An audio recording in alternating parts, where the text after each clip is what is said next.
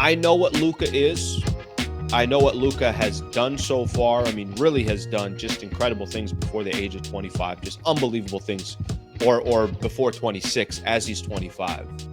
What did help those understand? You're as big of an NBA fan as it gets.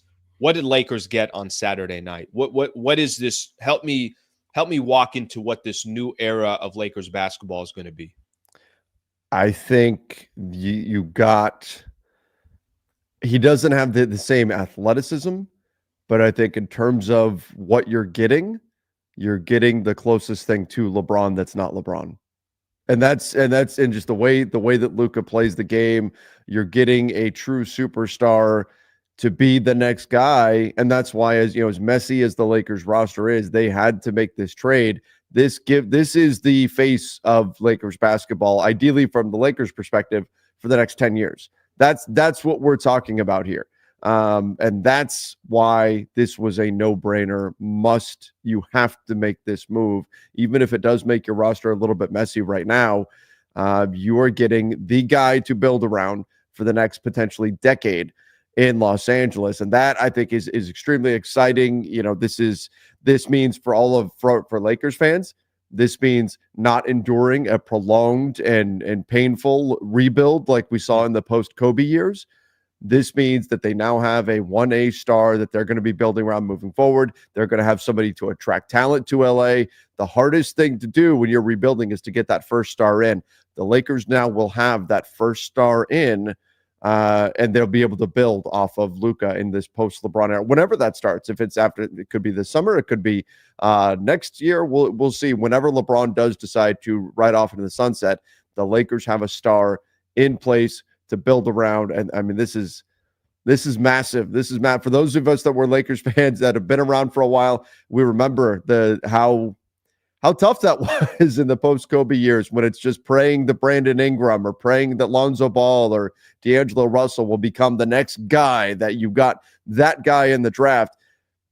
That's not a question for the Lakers anymore. They've got that guy, and now they're building around this. Yeah, it was it was the worst era of Lakers basketball. I think I can comfortably say that post Kobe. Even those, last couple of years of Kobe, you weren't competing. You were just kind of appreciating what Kobe was there. But you're right. I think what you said there is most important. I kind of done my best to try to explain kind of what exactly this means for the future. If you're a superstar out there, and I'm not telling you that they're going to line up to come play for the Lakers, but what I will tell you is, if you're a player out there that's kind of looking at your contract and you're saying, okay, when do I become a free agent? Okay, I could go play at this place or that place or this place. Or I could go play for one of the most powerful brands in all of sports. I can go play for the Los Angeles Lakers, and a 25, 26-year-old Luka Doncic is waiting. He's already there. And I think what you said about that, getting that first domino to go your way. And this is me, and like you just said, because we're going to get into what are the Lakers going to do between now and Thursday. How can they kind of improve their chances over these next couple of days? And fortunately for the Lakers, they do have a couple more days before the trade deadline. But I think big picture, you're another superstar out there. Your agent, having conversations with him, thinking about endorsements, thinking about the global brand that is the Lakers. They just became so much more attractive for the next 3 to 5 years plus, and I know Luka's only 25, 26 years old, but I think if you just look at it from that window, for the next 5 years, I don't think it's going to take very long to see what that new era of Lakers basketball is post LeBron. Luka was the foundational piece, but I think you got to feel pretty damn good that additional pieces will be coming over the next couple of years. Absolutely. Absolutely. This is a situation the Lakers are now putting themselves in, where you've got a guy you're going to build around. You're going to be adding pieces that are going to fit with Luka, and that's now the vision moving forward for the Los Angeles Lakers. And I'll tell you what, Alan, this is from on multiple levels. This is, as Rob Pelinka has said before, manna from heaven, right? That this was able to land in the Lakers' laps. And this is frustrated fans of other teams around the NBA. They're like, of course, the Lakers, right? The Lakers always seem to get these guys. Celtics fans angry to no end.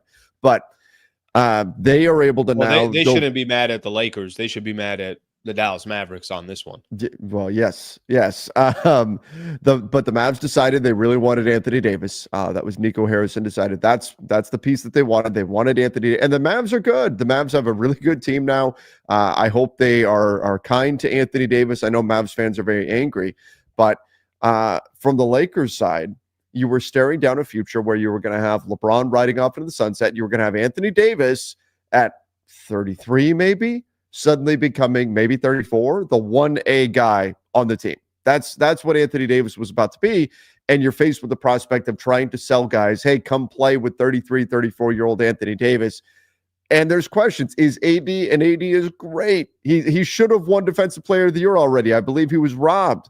But is he a true 1A guy? I think that is still a little bit questionable. It's not a question with Luka. He is a 1A guy. We know that you're building your team around him. So you go from that uncertain future. Who knows? Maybe LeBron would walk away and AD would say, yeah, you know what? I want out too. Let's talk trade. And then you're into a full rebuild. Or you're trying to convince players to come play with 33, 34-year-old Anthony Davis. Neither of those scenarios, I think, is great for the Lakers moving forward. So you're able to get a guy who now you've got 27-year-old Luka, say, by the time LeBron walks away, that you're convincing people to come play with. And that is a much easier sell, a much brighter future for LA. Plus, people are just dismissing and saying, oh, this is, this sets them back this season and everything. Let's see what the roster looks like on Friday. Let's see what the Lakers can do to continue to give themselves a shot this year. Because you know what? You put Luka and you put LeBron on the floor. If you're able to find the right pieces around them, I'm not counting them out.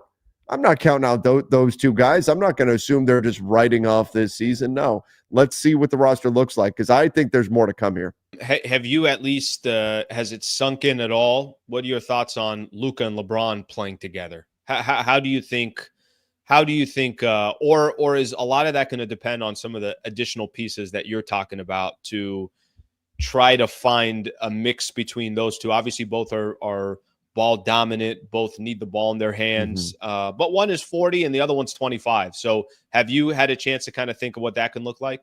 Yeah, I'm not so worried about Luka and LeBron, and for a few reasons. First of all, I mean, LeBron has been shooting the hell out of the ball. He can shoot the three. He's better off ball than people give him credit for. He's better as a cutter than people give him credit for. What I would prefer to not see it devolve into is sort of a taking turns thing here. Right, sure. Where they come down. Okay, this possession is your turn. Okay, now this guy gets it this time. Yeah, that's not good. That's what I don't want to see. But it will take time for them to develop that chemistry and that cohesiveness. But I'm talking. I mean, you think about it.